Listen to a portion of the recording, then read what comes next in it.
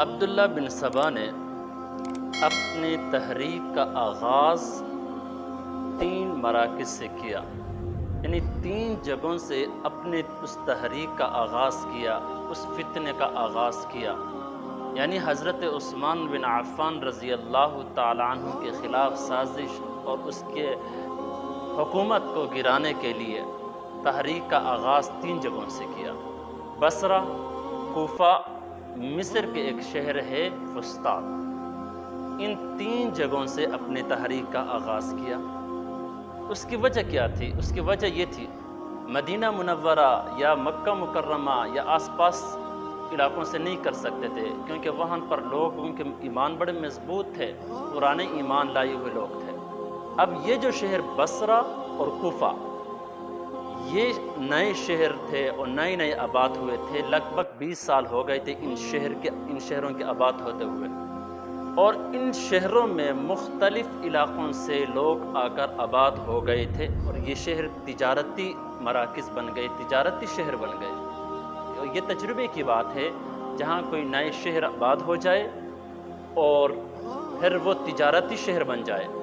تجارتی مراکز بن جائے، تو وہاں پر جرائم پیشہ افراد کا آنا اور وہاں پر سیاسی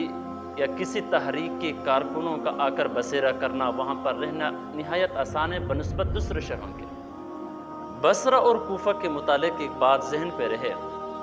جب حضرت عمر رضی اللہ تعالی عنہ نے اپنے دور خلافت میں حضرت ابو موسیٰ اشعری رضی اللہ تعالی عنہ کو جب گورنر بنا کر بھیج رہے تھے، تو ایک بات حضرت عمر رضی اللہ تعالیٰ نے فرمایا تھا حضرت موسیٰ اشعری رضی اللہ تعالیٰ عنہ کو، فرمایا تھا کہ اے موسیٰ، جس شہر کی طرف میں آپ کو گورنر بنا کر بھیج رہا ہوں، اس شہر میں شیطان انڈے دے چکے ہیں اور اس سے چوزے بھی نکل چکے ہیں۔ مراد یہ تھا۔ اور حضرت عمر رضی اللہ تعالیٰ عنہ فرمایا کرتے تھے، یہ بصرہ کے لوگ، بصرہ کی آبادی 1 لاکھ کے لگ بھگ ہے، لیکن میں ان میں جو بھی شخص بھیجتا ہو گورنر بنا کر،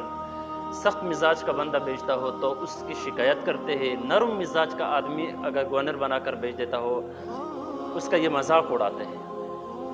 اس وجہ سے حضرت عمر رضی اللہ تعالیٰ عنہ بڑے پریشان تھے۔ ان 3 شہروں کے علاوہ، ان 3 مراکز کے علاوہ ایک اور مرکز ہے 4 نمبر پہ، وہ ہے دمشق۔ دمشق، اس شہر میں، اس مرکز میں عبداللہ بن سبا نے اپنے تحریک کا جو طریقہ تھا اس کو چینج کر دیا، اور یہاں پر اعلانیہ طور پر اپنے دعوت کو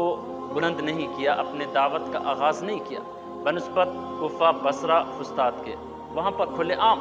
اپنے تحریک کا آغاز کیا، اپنے تحریک کو چلایا۔ لیکن دمشق، کیونکہ یہ بنو امیہ کے سیاسی اور عسکری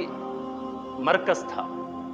اور یہاں کے لوگ بڑے اطاعت گزار تھے اور امراء کے وفادار لوگ تھے، اس لیے یہاں پر اپنے تحریک کو انہوں نے چھپے آہستہ انداز میں اس کا آغاز کیا، لیکن زیر زمین کام ہو رہا تھا۔ کیوں عبداللہ بن سبا نے اپنے تحریک ان 4 شہروں سے شروع کر کے بالآخر حضرت عثمان بن عفان رضی اللہ تعالی عنہ